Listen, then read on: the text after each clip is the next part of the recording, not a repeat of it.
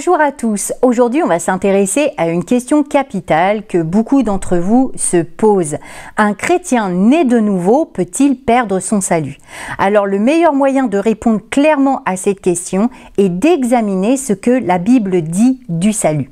Alors déjà ce qu'il faut savoir c'est que le salut nous est offert par la mort de Jésus sur la croix comme une preuve de sa grâce. On va prendre deux versets. Prenons Jean chapitre 10 verset 28, la Bible dit « Je leur donne la vie éternelle ». Dieu dit qu'il nous donne la vie éternelle. Il n'est pas dit qu'elle nous appartiendrait à condition que nous fassions de bonnes œuvres, faute de quoi il la reprendrait. Je ne dis pas que les chrétiens ne devraient pas accomplir de bonnes œuvres, mais le salut nous est donné et ce n'est pas nous qui l'achetons par nos bonnes œuvres. Alors c'est pas pour autant que nous devons mépriser les bonnes œuvres ou ne pas accomplir de bonnes œuvres. Les œuvres de toute façon recevront leur rétribution dans le royaume, couronne ou châtiment, mais elles n'ont aucune incidence sur notre salut. Il ne nous a donc pas donné une vie temporaire. Je vous donne la vie éternelle. Il nous a donné la vie éternelle.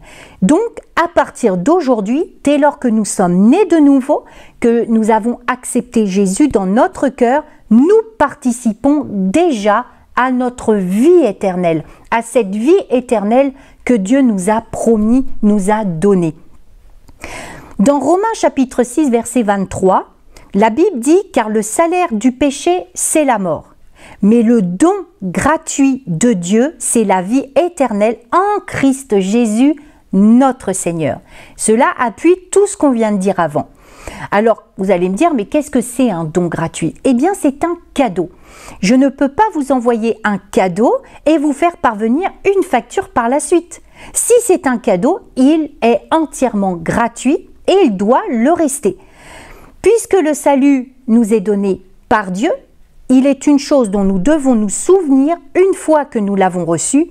Il s'acquiert par la foi seule et reste acquis indépendamment de notre fidélité. Une personne née de nouveau ne peut pas devenir morte, donc il est impossible de la faire dénaître quelque part de nouveau et d'annuler sa nouvelle naissance. Ça, c'est impossible. Alors, par exemple, on va prendre la parabole du fils prodige que nous retrouvons dans Luc chapitre 15 et d'ailleurs que je vous invite à relire. Voyez comment le père accueille son fils de nouveau chez lui. Le père n'a jamais renié le fils, mais celui-ci s'est coupé lui-même de cette relation et va en souffrir jusqu'à ce qu'il retourne vers son père. Eh bien, c'est exactement pareil pour les chrétiens. Si le chrétien né de nouveau ne vit pas en communion avec Dieu, il risque en fait de se retrouver impliqué dans des actions qui peuvent être destructrices pour leur vie sur terre. Mais cela ne veut pas dire qu'il n'est plus enfant de Dieu.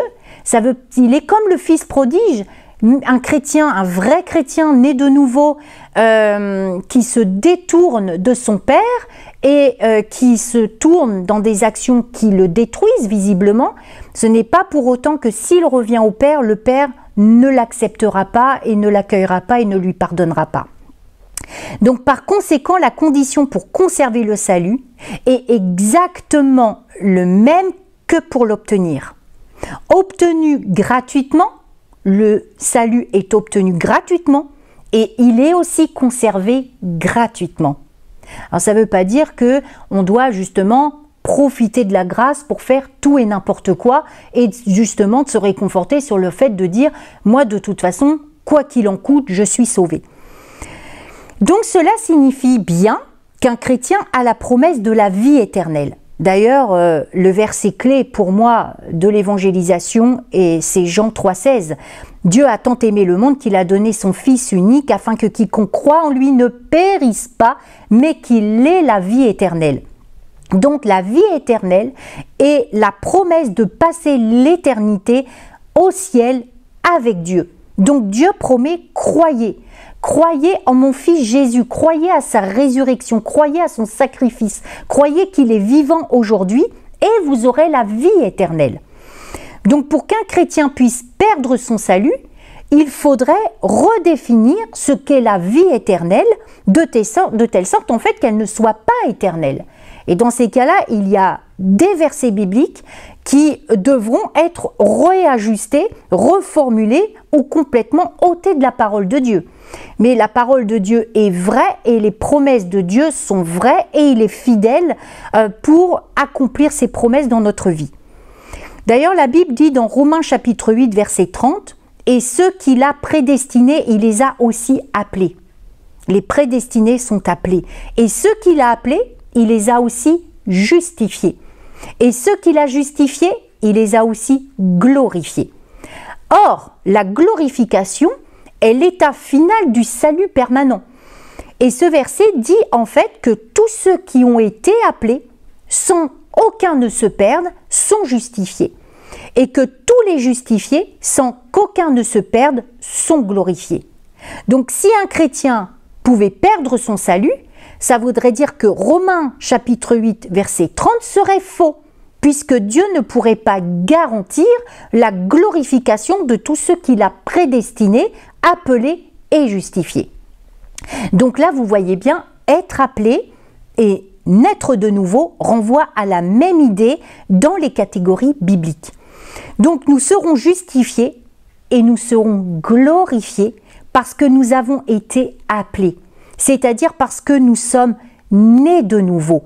L'appel crée la vie en nous et c'est ce qui est arrivé à tous ceux qui sont chrétiens. L'appel souverain de Dieu a créé la vie en eux. C'est pour ça qu'on dit que le chrétien est né de nouveau. Il a reçu la vie de Christ en lui et il peut dire qu'il est né de nouveau, qu'il est dans sa nouvelle naissance. Donc ça veut bien dire qu'il y a une promesse qui est liée à l'appel. Alors prenez garde, parce que l'une des plus vieilles ruses du diable est de nous faire croire que Dieu se retournera contre nous et nous enlèvera notre salut si nous commettons un autre péché. Si nous continuons à être faibles dans certains domaines, s'il y a encore des choses qui nous tentent et malheureusement on se fait piéger et on pêche. Si le salut est accordé par grâce, la question de l'avenir ne se pose plus. Le salut ne s'achète pas, que ce soit au comptant ou à crédit. Il est donné gratuitement. Si nous œuvrons, si nous servons le Seigneur, si nous sommes persécutés ou portons notre croix, ce n'est pas parce que nous voulons lui rembourser sa grâce, mais c'est parce que nous l'aimons. L'amour dont il nous a aimés s'est emparé de nous, de nos cœurs, et nous presse à le servir. Quand on est né de nouveau, on veut servir le Seigneur, parce qu'on est connecté avec son amour, il nous a aimés, il nous a pardonné, racheté, justifié, glorifié. Et nous voulons en échange le servir, mais pas pour acheter notre salut. Alors si aujourd'hui vous parlez de remboursement, vous ignorez la valeur de la grâce que vous avez reçue. Tout est grâce, mes bien-aimés. Il faut que les chrétiens accomplissent de bonnes œuvres, ça c'est sûr, mais les bonnes œuvres n'ont aucun rapport avec le salut. Elles concernent le royaume, la récompense et la couronne. Ce que nous accomplissons, les bonnes œuvres que nous accomplissons, quelque part nous investissons pour notre éternité. Et c'est ça qui compte. C'est les perles sur notre couronne, c'est la récompense que Dieu a prévue pour nous. C'est pour ça qu'il est bon de servir le Seigneur et d'œuvrer, mais ça n'a rien à voir avec notre salut. Voilà pourquoi la grâce n'est liée ni à nos manquements passés, ni à nos accomplissements présents, ni à notre responsabilité future. Et cela ne dépend pas de notre propre sainteté, du niveau de notre foi, de nos sacrifices, de nos bonnes œuvres ou de nos actes religieux.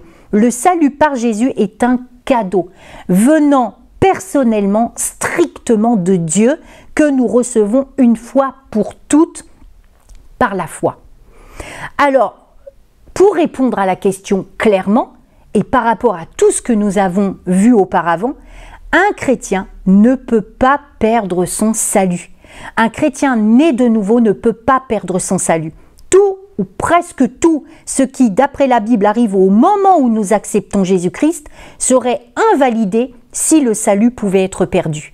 Le salut est un don irrévocable de Dieu.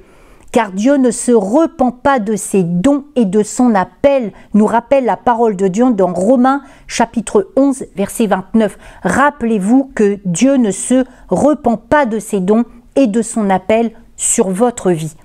Donc un chrétien ne peut cesser d'être une créature nouvelle en Christ. La rédemption ne peut pas être annulée. La vie éternelle ne peut pas être temporaire. Dieu ne peut pas revenir sur sa parole. Tite chapitre 1 versets 1 et 2 dit « Paul, serviteur de Dieu et apôtre de Jésus-Christ par la foi des élus de Dieu et la connaissance de la vérité qui est selon la piété, lesquels reposent sur l'espérance de la vie éternelle, promise dès les plus anciens temps par le Dieu qui ne ment point. » Ce sont des versets que je vous invite à relire et à méditer. Alors vraiment, Dieu soit loué, parce que la vie éternelle n'est pas un achat à crédit, mais un don. Et chaque jour, si on ne sait pas comment remercier Dieu, chaque jour, rappelez-vous que c'est par grâce que vous êtes sauvés et vous avez reçu le don de croire, le don de foi, de croire que Jésus est le Fils de Dieu, et c'est par grâce, c'est Dieu qui vous l'a donné, ce don de foi, de croire que Jésus est le chemin, la vérité et la vie. Alors remerciez Dieu vraiment parce que la vie éternelle est le don de Dieu en la personne de son Fils Jésus-Christ, et rappelez-vous qu'à partir du moment où vous appartenez à Jésus, rien ni personne ne pourra vous séparer de lui. Que ces paroles soient un encouragement pour vous, soient source de consolation pour vous. Et que maintenant, toute peur soit brisée dans le nom puissant de Jésus. Et que maintenant, la paix descende dans vos consciences, la paix descende dans vos cœurs.